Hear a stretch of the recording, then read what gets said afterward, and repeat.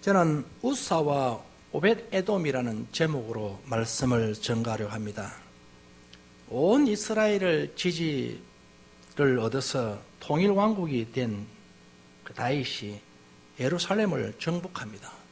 그리고 수도를 옮긴 후에 제일 먼저 관심을 갖는 게 바로 하나님의 법궤, 언약궤를 옮기는 것이었습니다. 다윗은 그 법궤를 다윗성으로 옮기기 위해서 만백성들을 부르고 또한 악기를 연주하면서 법궤를 이제 옮겨오는 것입니다. 옮겨올 때에 수많은 사람들이 따랐고 그것을 옮겨올 때에 수많은 백성들이 춤을 추었다고 합니다. 아름다운 음악이 있었고 악기가 연주되었습니다. 그런데 오늘 본문을 통해서 우리가 볼 때에 기드온의 타작마당입니다. 타작을 하기 위해서 마당을 닦아놨는데 그 마당에 오셨대. 이 소가 갑작스레 뛰게 됩니다. 그 뛰는 것을 그들 어떻게 보고 있겠습니까? 그 우사는 그 법궤를 손을 펴서 법궤 떨어지지 않도록 만지게 됩니다. 만지는 순간에 꼭 전기에 감정된 사람처럼 그냥 쓰러져 죽습니다. 이거를 장면을 다윗이 보고 온 백성이 봅니다. 그런데 어떻게 하나님 법궤를 옮겨갈 수 있겠습니까? 그 본문을 통해서 볼 때에 다윗은 두려웠다라고 말했습니다. 그래서 다윗성으로 옮겨가는 것을 싫어하는 것이었습니다. 그러므로 그는 법궤를 그대로 두고 떠나버립니다. 온 백성이 다 흩어지고 다윗마저도 법궤를 거부합니다. 이때에 용기 있는 사람, 믿음의 사람이 있었습니다. 이 사람이 오벳 에돔이었습니다.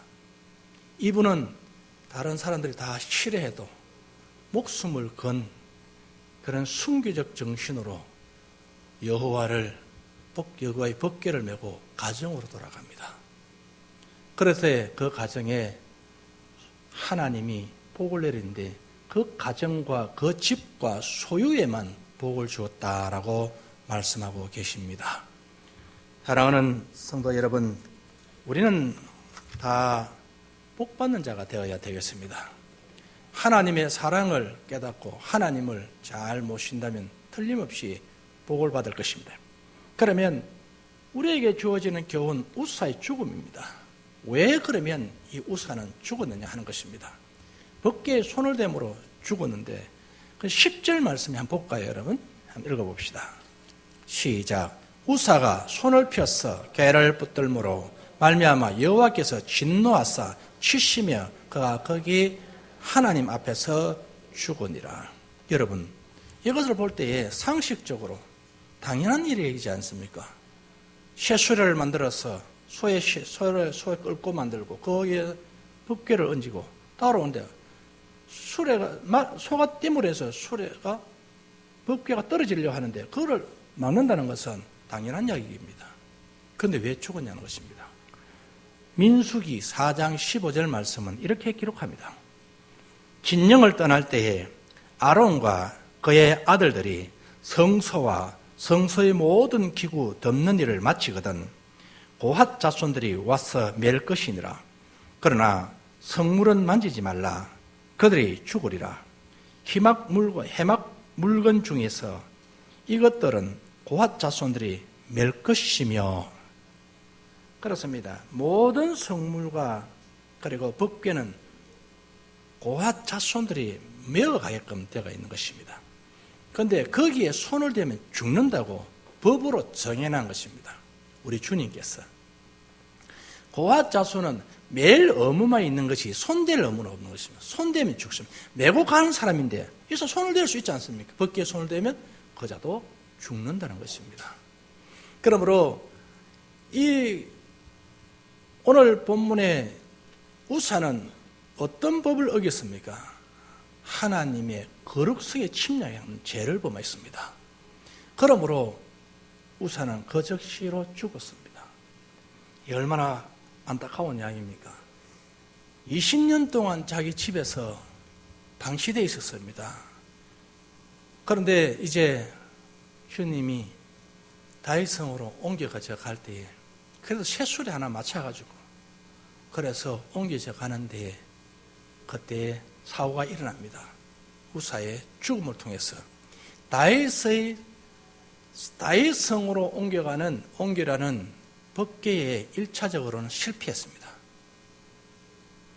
여러분, 저와 여러분들도 참 이걸 보면서 많이 깨달아야 될 것입니다.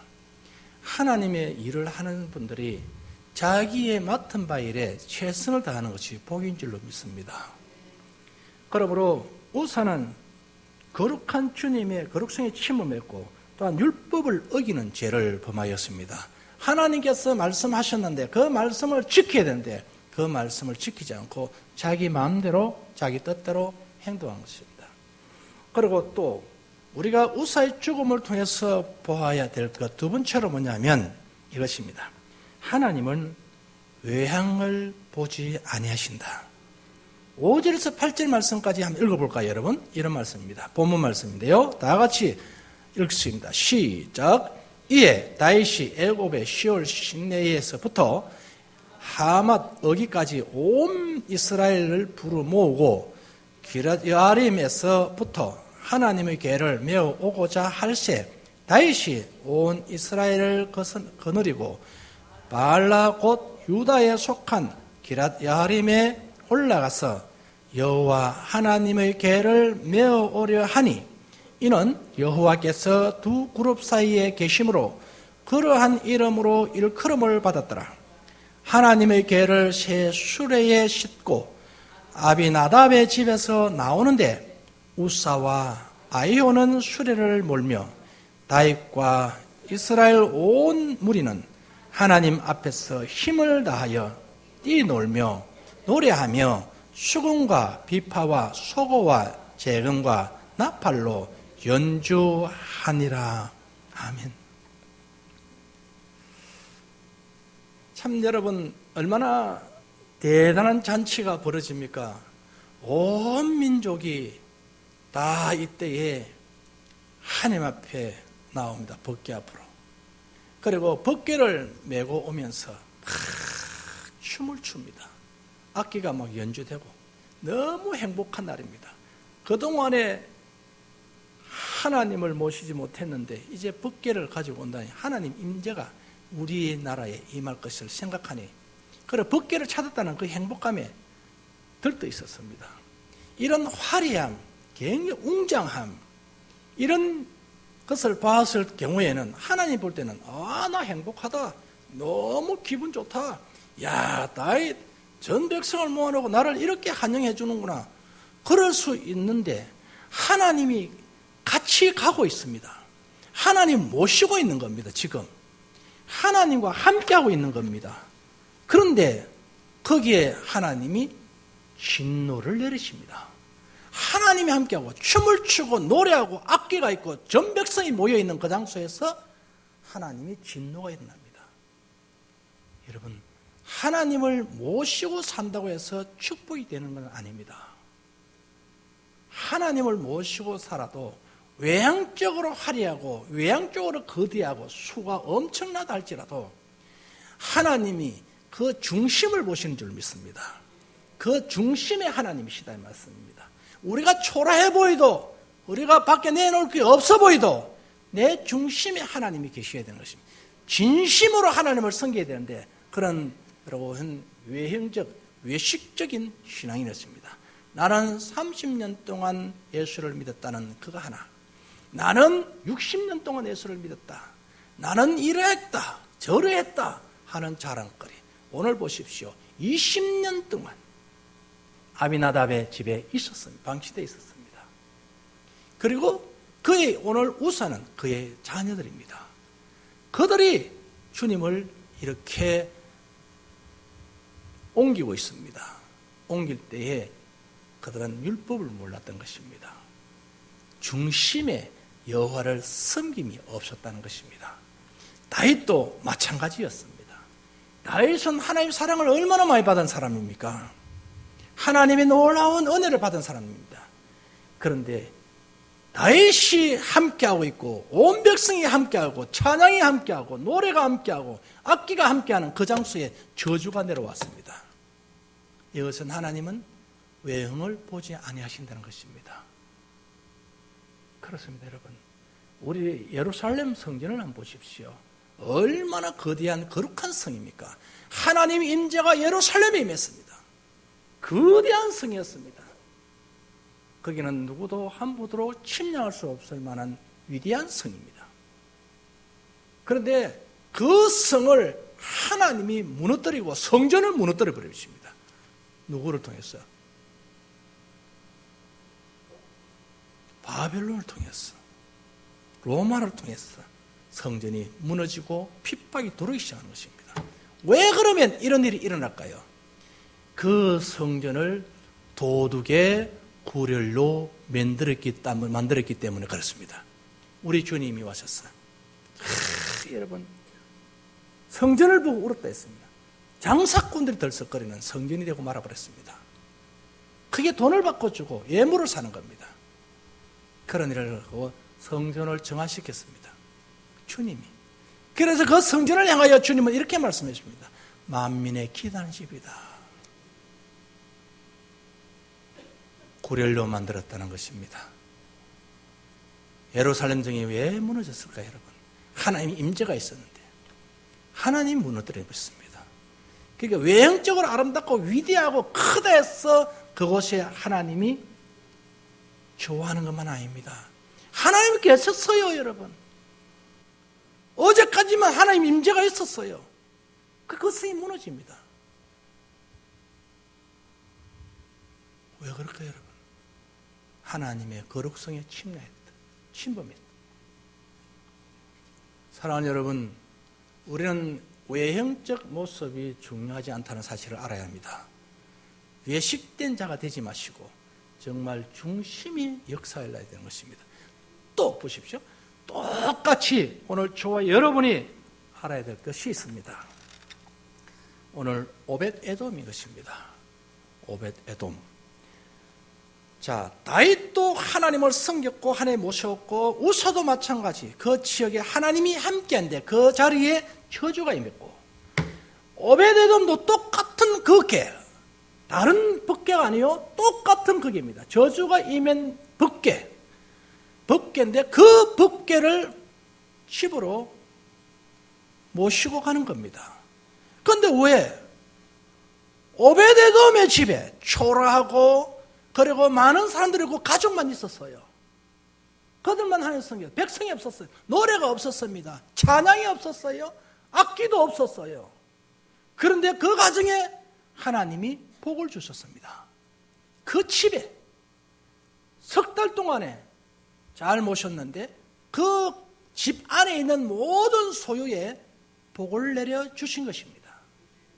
엄청난 일이죠. 저주와 축복입니다. 똑같은 법궤인데 이것이 어떻게 되느냐에 따라, 내 자신이 어떻느냐에 따라 복도 되고 저주도 된다는 사실입니다. 이걸 보면서 깜짝 놀라버렸습니다. 법궤가 다르다면 모르겠습니다. 금방 우사가 죽어 돌아서서 갔는데 그 가정에 복이 온 겁니다. 여러분, 이게는 엄청난 사건입니다. 깨달아지면 아멘 하시길 바라겠습니다. 그러면 두 번째로 우리에게 주어지는 교훈은 뭘까요? 축복받기로 준비된 자가 되어야 하는 것입니다. 13절 말씀입니다. 다 같이 읽겠습니다. 다윗이 궤를 옮겨가기가 자기가 있는 다윗성으로 메어들이지 못하고 그 대신 가드 사람 오벳에돔의 집으로 메어가니라. 아멘. 다윗이 오벳에돔의 집으로 메어가고 자기는 도망가 버렸습니다.